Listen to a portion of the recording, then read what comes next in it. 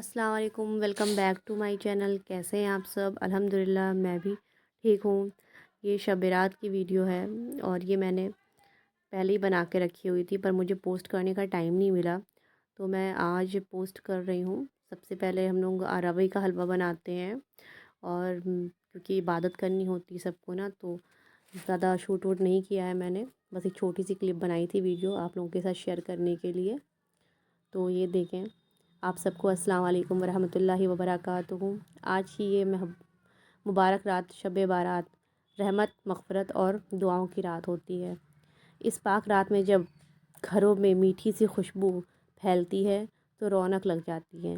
पहले का टाइम ऐसा था ना, हम लोग के घरों में दादी वादी जब सब लोग थे ना, तो सब लोग साथ में रोज़े रखते थे, जागते थे, हलवा बनता था, फिर इबादत करते थे, फिर शहरी करते थे, मतलब बहुत मज़ा आता था। अब तो ये सब चीज़ें ख़त्म हो गई हैं, लोग अलहदा हो गए हैं, अपने अपने घरों में इबादत करना पसंद करते हैं। तो ये सब चीज़ें रौनक ख़त्म हो गई हैं। जैसे पहले वो ज़्यादा क्वांटिटी में हलवा बनता था चने का। मेरी दादी तो बहुत अच्छा हलवा बनाती हैं।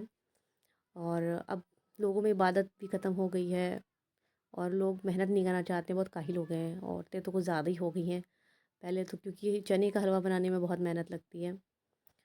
और ये देखिए, बातों के साथ साथ हमारा रवा भुन गया है और अब इसमें जाएगा घी। और घी डालने के बाद इसमें डालेंगे शक्कर, चीनी, तड़का लगाएंगे।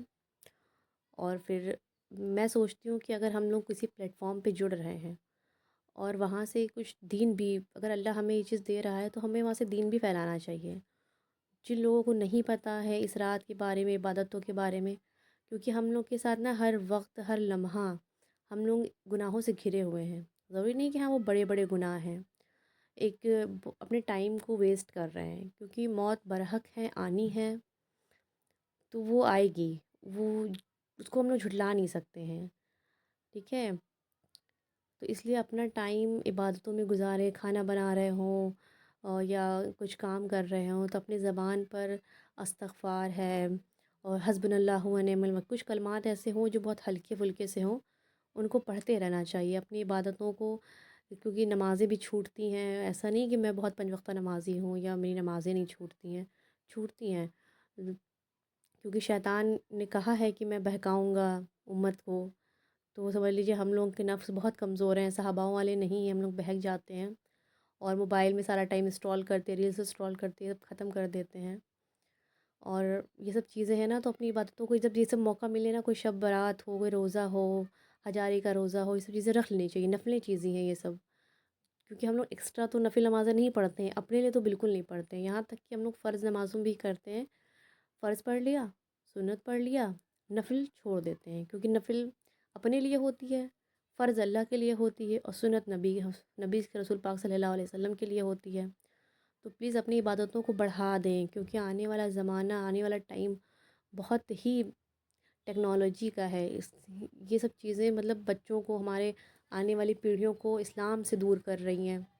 तो आप लोग अपने बच्चों को प्लीज़ दीन सिखाइए और दीन पे फोकस करिए। नफिल चीज़ें एक्स्ट्रा कीजिए, एक्स्ट्रा चीज़ें बढ़ाइए, ताकि हमारे वक्त में भी बरकत रहे और हमारा ईमान मज़बूत हो। मैं बहुत ज़्यादा आलिम वालिम नहीं हूँ, बस एक है कि मेरा दिल, मैं अल्लाह से यही दुआ करती हूँ कि आप लोग मेरे लिए दुआ करें कि अल्लाह मेरा दिल बदल दे, मुझे हिदायत दे दे, मैं जितना करती हूँ उससे कहीं गुना ज़्यादा करने लगूँ।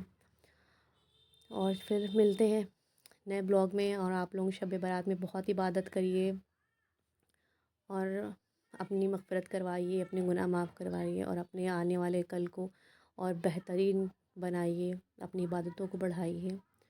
और क्योंकि इस टाइम पे दुआ, तावीज़, टोना टुटका, मतलब हर कोई, आप हर एक दूसरा आदमी हसद से जुड़ा हुआ है, हसद कर रहा है, कोई किसी का अच्छा नहीं देख सकता है। तो आप सब इन सब चीज़ों से बचिए और अल्लाह से अगर जुड़ेंगे तो कोई भी चीज़ आपको तोड़ नहीं सकती है। अल्लाह हाफ़िज़, मिलते हैं फिर नए